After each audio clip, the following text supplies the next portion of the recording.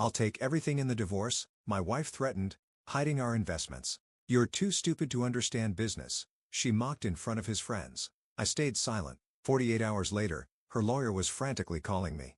My wife of 8 years and I are getting divorced.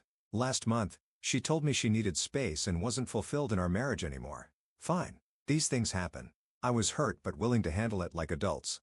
Then I discovered she'd been slowly moving our investments into accounts I didn't have access to. Small amounts at first, then larger transfers right before she dropped the divorce bomb.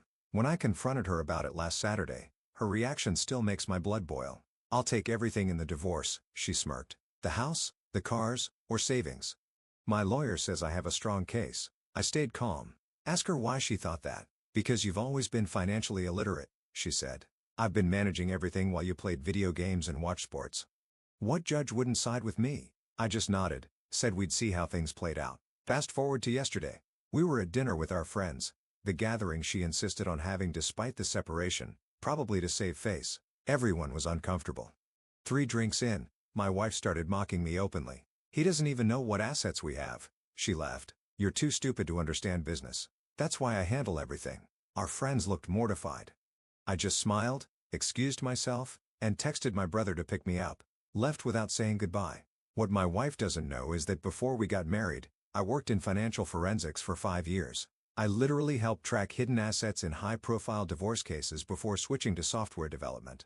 I never discussed my previous career much because it wasn't relevant to our daily lives. I spent the last 2 weeks documenting every account, every transfer, every conversation. I hired my old boss as my attorney, one of the top divorce lawyers in the state. I've captured screenshots of her moving money, recorded her admissions, and tracked down the offshore account she thought I'd never find. This morning, her lawyer called mine, frantically asking for an emergency meeting. Apparently, they just discovered my employment history and realized what they're up against. I'm sitting in my car outside my attorney's office right now, watching my phone blow up with text from my wife. The latest one, we need to talk ASAP. I think there's been a misunderstanding. No, there's been no misunderstanding. She showed me exactly who she is, and I believed her. Now she's about to learn that sometimes the stupid spouse isn't so stupid after all. I'll update after the meeting. Edit. Holy crap. This blew up overnight. Thanks for the support, everyone. To answer some common questions, 1. Yes. I have backups of everything stored in multiple secure locations. 2. No.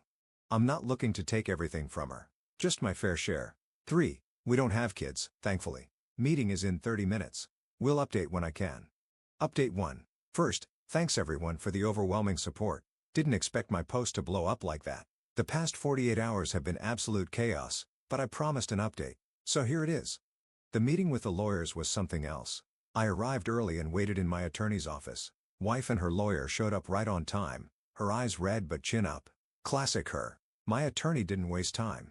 He laid out everything we had, detailed records of every account she'd opened or transferred money to over the past 7 months, including 2 offshore accounts in Belize and the Cayman Islands. The color literally drained from her face with each document slide.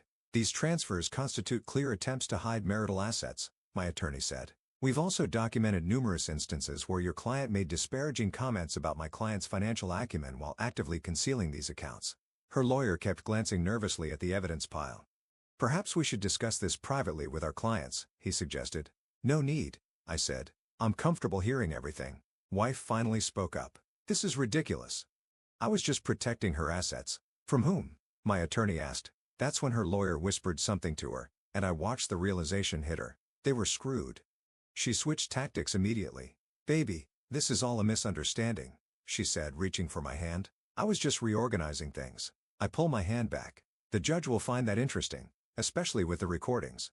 What recordings? Her lawyer asked sharply. My attorney smiled. My client has audio recordings of your client explicitly stating her intention to hide assets, mocking him for being too stupid to find them, and detailing her plan to take everything in the divorce. Her lawyer looked like he'd swallowed something sour.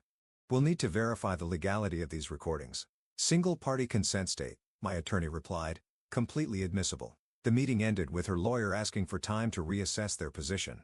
As we were leaving, wife grabbed my arm in the hallway. Why are you doing this? She hissed. You're supposed to be the nice one to push over. I just looked at her. That's your first mistake. You never really knew me at all. When I got home, I found she'd been there, clothes thrown around, drawers emptied. Classic tantrum behavior. This morning, Her lawyer called again requesting a settlement conference. They're suddenly eager to resolve this amicably. My attorney thinks they're in damage control mode, especially since wife's father is a prominent businessman in our community. The settlement proposal they sent over is laughable, offering me basically what I'm legally entitled to anyway, acting like it's some generous concession. My attorney sent back our counteroffer, including compensation for legal fees. Meanwhile, wife has been telling our friends I'm being vindictive and cruel. 3 of them called to ask what's really going on. When I played them the recording of her at dinner, 2 immediately apologized for believing her. The third, her best friend, hung up on me.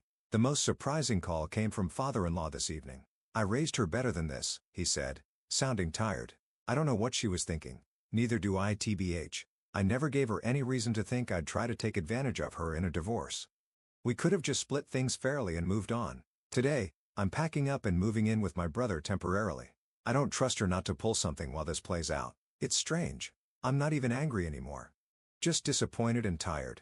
The woman I loved for 8 years never really existed. Her latest text, "You made your point. Let's just stop this before we destroy each other." Too late for that. She pulled the pin on this grenade. I'm just making sure I don't get caught in the blast. We'll update again when there are significant developments. Update 2. It's been 2 weeks since my last update, and things have moved faster than I expected. Buckle up.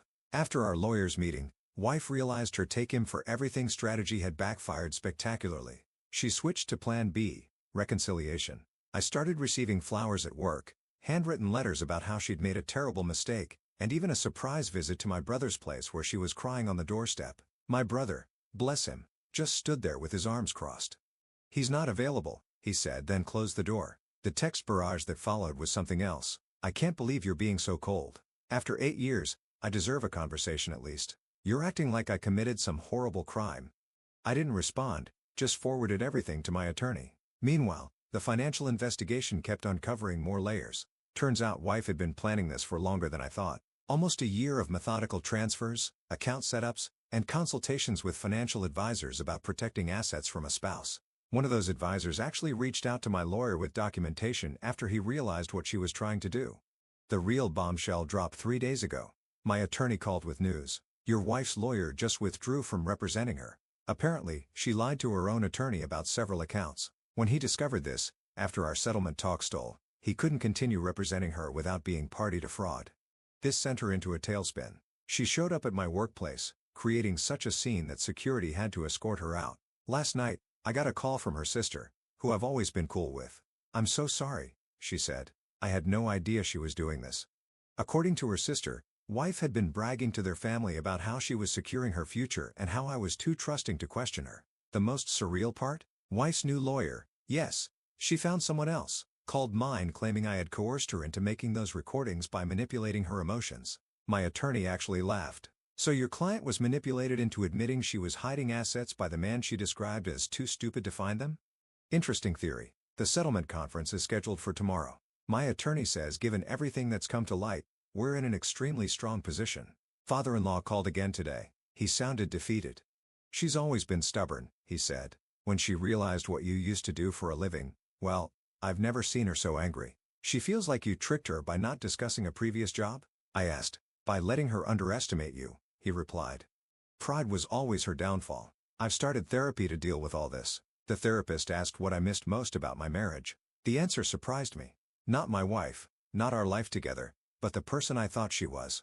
That person never existed. Tomorrow is going to be tough. I'll update after the settlement conference. Final update. It's been a month since the settlement conference, and I can finally say this chapter of my life is closing. Here's how everything played out. The settlement conference was scheduled for 9 a.m. I arrived early feeling surprisingly calm. At 8:55, my attorney got a call. Wife was running late. By 9:30, her new lawyer arrived alone, looking uncomfortable. "My client is indisposed," he explained vaguely. We later found out she'd had some sort of meltdown that morning and refused to attend. Rescheduled for the following week. During that week, something shifted. Maybe reality finally sank in, or maybe her parents intervened. When we reconvened, wife was a different person. Subdued, almost shell-shocked. She barely spoke, just nodded as her lawyer presented their revised settlement offer. The terms were fair. Better than fair, actually. A clean 50-50 split of our legitimate marital assets with her returning all the hidden funds to be divided properly. I would keep my retirement accounts intact. She would keep the house with an equalization payment to me, and we'd each take our own vehicles. She also agreed to cover 70% of my legal fees. As we were signing the preliminary documents, she finally spoke directly to me. "I don't understand why you didn't fight back sooner," she said quietly. "All those times I made decisions without you or talked over you with our friends, you just took it. I respected you. I thought we were partners making joint decisions. I never saw it as letting you do anything." She looked away. "My dad always said I was too controlling. I thought he was being sexist." "Sometimes it's not about gender," I replied. "It's just about respect." After the papers were signed, her lawyer left quickly. Wife lingered, seeming lost. "For what it's worth," she said finally, "I didn't start hiding money because I stopped loving you. I started because I was scared of ending up with nothing." "So you decided to do the destroying first?" I asked. She had no answer for that. Father-in-law was waiting in the lobby. He gave me a firm handshake. "You handled this with more grace than she deserved," he said. "I want you to know we don't blame you." "I don't blame her either," I replied. "Not anymore." And that was mostly true. The anger had burned out, leaving just a hollow sadness for what could have been. The divorce was finalized last week, record speed, thanks to our agreement.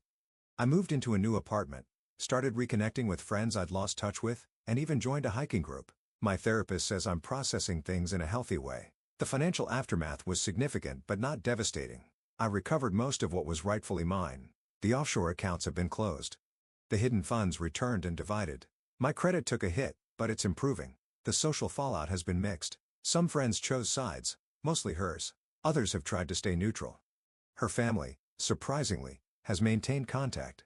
Her sister texts occasionally to check on me, and father-in-law invited me to golf next month, saying divorce ends marriages, not all relationships. As for my ex-wife, I heard she's selling a house and moving to another state, possibly to work for a cousin's business. Yesterday, I received a handwritten letter from her. It was short. "I'm sorry for who I became in our marriage and how I treated you. You deserve better. I'm getting help to understand why I did what I did. I don't expect forgiveness, but I needed you to know. I haven't decided if I'll respond. Some closure is better left unchallenged." The strangest part of all this? I'm okay, better than okay. There's a certain freedom in discovering your worst fears and surviving them. I thought losing my marriage would destroy me, but it didn't. I thought discovering my wife's betrayal would break my heart irreparably. But hearts are tougher than we think. Last week, a colleague asked if I regretted hiring such an aggressive attorney given how much it cost. I told her what my therapist told me. Sometimes the price of peace is standing your ground. I stood my ground. I got my peace. And now finally, I'm moving forward. This will be my final update. Time to start writing new stories instead of rehashing old ones. Edit. Some have asked if I learned anything from all this. Yeah. Trust your gut. Document everything. And remember that letting yourself be treated with respect isn't being a doormat. Also, how someone treats you says more about them than it does about you.